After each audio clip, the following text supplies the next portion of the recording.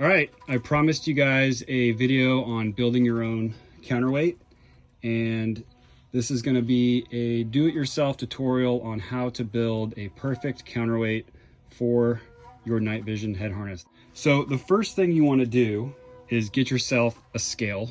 This is a scale that I use for shipping. I got it at USPS. You can find, other scales, but you want to get something that tells you ounces, just so you can get as close as you can. When you're weighing your system, there's a lot of things you want to consider. Obviously, each goggle setup is going to be different. So I've got some chads, I've got some sacks, I've got, depending on the mount that you're using, the shroud that you're using, there's a lot of factors that come into play. So the first thing you want to do is put your goggle system together as far as what it's going to be on your actual goggles. And for this one, I'm going to get close because I have the SAC V2s on here.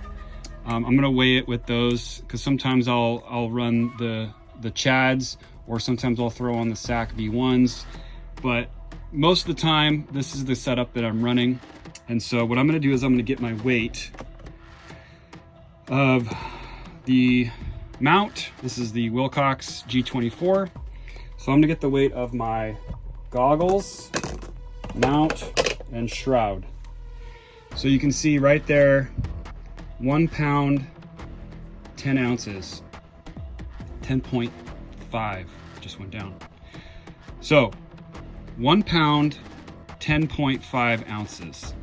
So that's the weight that I want to get to, right? To have a perfectly balanced setup.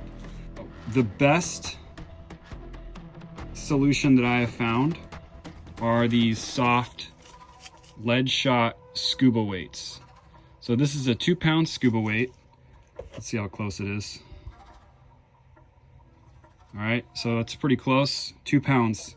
So I think I got this for $15.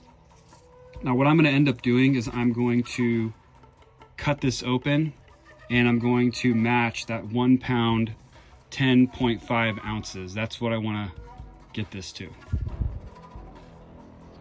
Okay, so what I did was I ended up taking a seam ripper. You could use a pair of scissors and just cut the edge open. I would try to maintain this edge. Just get like a little tiny pair of scissors, start cutting the thread. This is like a fishing line that they use to sew this up. But now all I'm gonna do is I'm gonna start emptying this. This is just the cap of a spray paint bottle. And I'm gonna take a little bit out.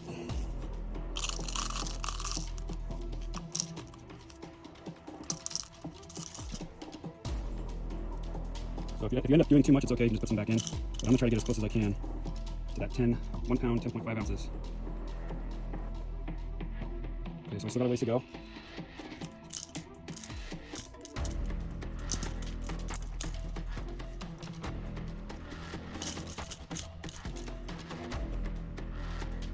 Okay, about 2 more ounces.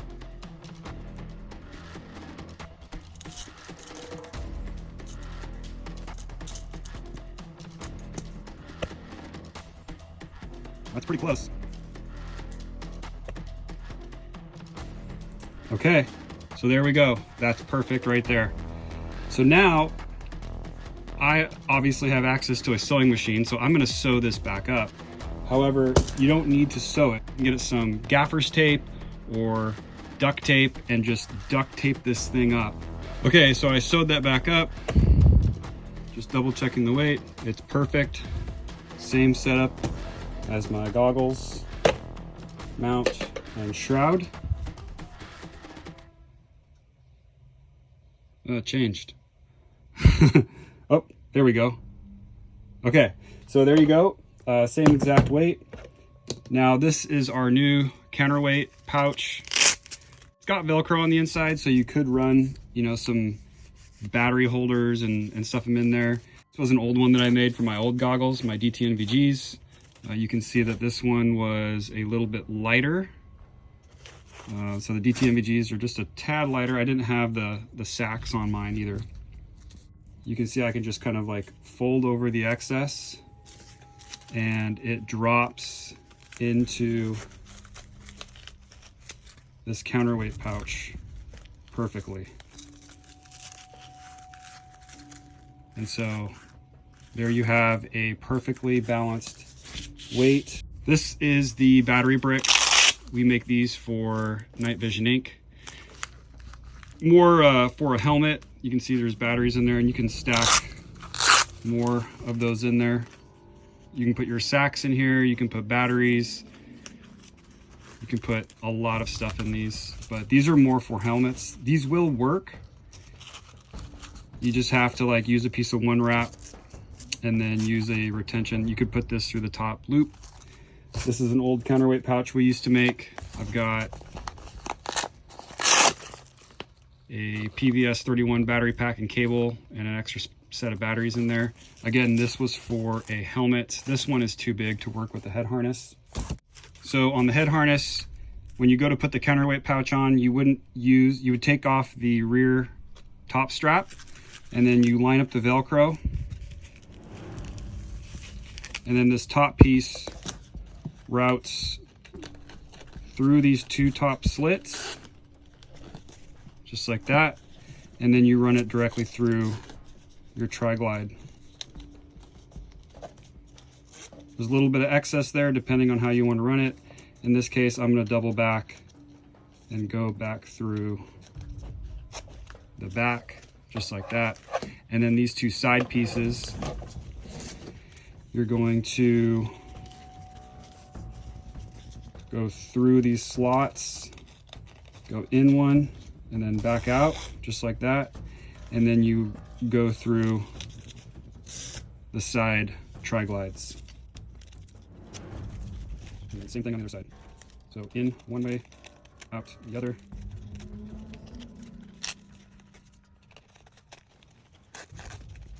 And then through the tri-glide.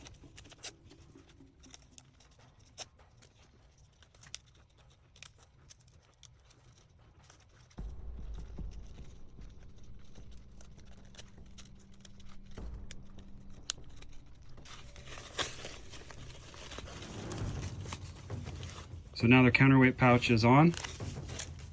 These slots up here and down below just kind of help the pouch kind of bend, contour towards your head. And because I've got a soft weight inside, it all kind of just will shape to the back of your head. So now that I got that on, and I know the weight of my goggle, shroud, and mount, I'm gonna go ahead and put my shroud back on, get my goggles on, and then test the weight. Okay, goggles are on. Balance feels great. Feels very even. So I got the counterweight sitting on the back of the head. Goggles up. When I put the goggles down, now goggles are on, and the weight feels great. So I can wear this for hours and hours and hours with very little strain on my neck because of that counterweight.